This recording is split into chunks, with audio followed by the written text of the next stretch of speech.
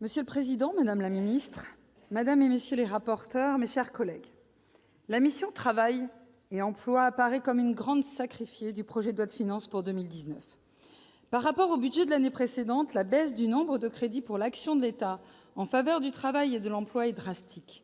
Avec une perte de près de 500 millions d'euros en autorisations d'engagement et de 3 milliards d'euros en crédits de paiement, ces pôles de dépenses respectifs s'élèvent péniblement à 13,4 milliards et 12,4 milliards pour l'année 2019.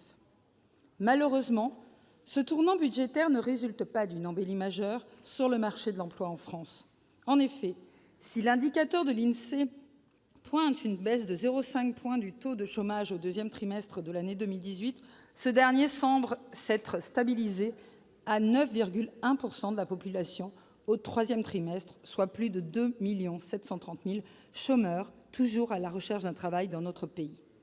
D'autant que derrière cet indicateur se cache une triste réalité, une précarisation de l'emploi et un éloignement toujours plus important des chômeurs les plus fragiles. En effet, si l'on observe une baisse du nombre de chômeurs de catégorie A de 1 %, cette dernière est malheureusement compensée par une augmentation du nombre de demandeurs d'emploi de catégorie B et C exerçant une activité réduite. Maîtrise des dépenses publiques oblige, la contribution demandée à la mission Travail et emploi, et donc à travers elle à ses opérateurs, est considérable. C'est Pôle emploi qui sera le plus touché puisqu'il supporte l'essentiel de la diminution du montant de subvention, avec un effort chiffré à près de 84,7 millions d'euros. Vous assurez que l'augmentation de la contribution versée par l'UNEDIC et la baisse des effectifs devraient compenser l'impact pour Pôle emploi, mais aucune garantie n'est avancée contre le risque probable d'une dégradation des conditions de travail des agents et donc du service rendu aux demandeurs d'emploi et aux employeurs. Concernant les emplois aidés, les prévisions budgétaires annoncent une diminution du nombre d'entrées en contrat de 200 000 en 2018 à 100 000 en 2019. Même si ce dispositif n'a pas fait toutes ses preuves quant à sa capacité à favoriser à chaque fois un retour à l'emploi, cette diminution brutale de moitié du nombre d'entrées en contrat aidé entraînera des difficultés majeures d'organisation pour nos collectivités territoriales et pour les publics les plus isolés.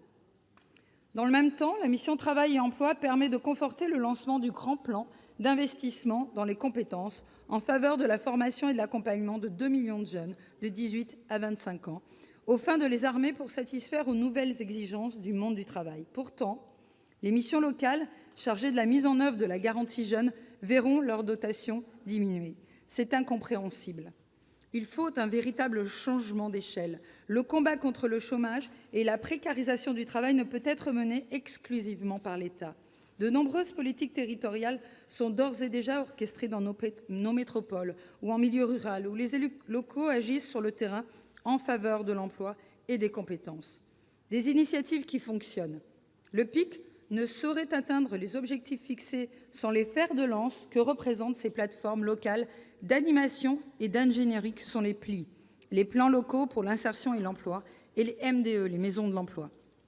Une exigence de proximité doit se situer au cœur de nos politiques sociales menées pour l'emploi. Vous devez prendre en compte cette dimension. C'est pourquoi au RDSE, nous défendons ardemment, aux côtés de nos rapporteurs, l'amendement déposé en faveur du maintien des maisons de l'emploi, dispositif mis en place dans la loi de cohésion sociale de 2005. Car les maisons de l'emploi sont de véritables outils d'ancrage territorial qui ont démontré toute leur pertinence en matière de plan de formation, en matière d'analyse des besoins des entreprises et en matière de gestion prévisionnelle territorialisée des emplois et des compétences. Nombre de rapports d'évaluation en témoignent.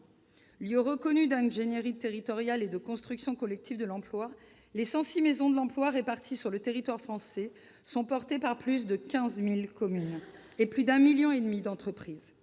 Les maisons de l'emploi portent également la clause sociale ou clause d'insertion, avec bien sûr les outils de lutte contre les discriminations, d'aide à la mobilité, l'émergence de nouvelles filières comme celle numérique ou celle du bâtiment et du développement durable, l'économie solidaire et le soutien à la politique de la ville. La clause d'insertion, c'est 72 % de personnes les plus éloignées de l'emploi qui sont en CDI après 18 mois de contrat. Qui dit mieux ? Pourtant, de 82 millions d'euros attribués par l'État aux maisons de l'emploi en 2010, nous passons à 5 millions d'euros en 2019, laissant les collectivités assumer quasi seules les maisons de l'emploi. Ce n'est pas acceptable. Je remercie le Sénat de se mobiliser à nouveau aujourd'hui afin de garantir le maintien des maisons de l'emploi à travers la création d'un programme au sein de la mission « Travail et emploi », les dotant de 10 millions d'euros, et c'est un minimum, en autorisations d'engagement comme en crédits de paiement. Alors, vous l'aurez compris, madame la ministre, en conclusion, la grande majorité des membres du RDSE votera, au même titre que la commission des finances, l'adoption des crédits de la mission « Travail et emploi », sous réserve de l'adoption de son amendement concernant les maisons de l'emploi. Merci. Merci. La parole est à M. Alain Fouché pour le groupe Les Indépendants.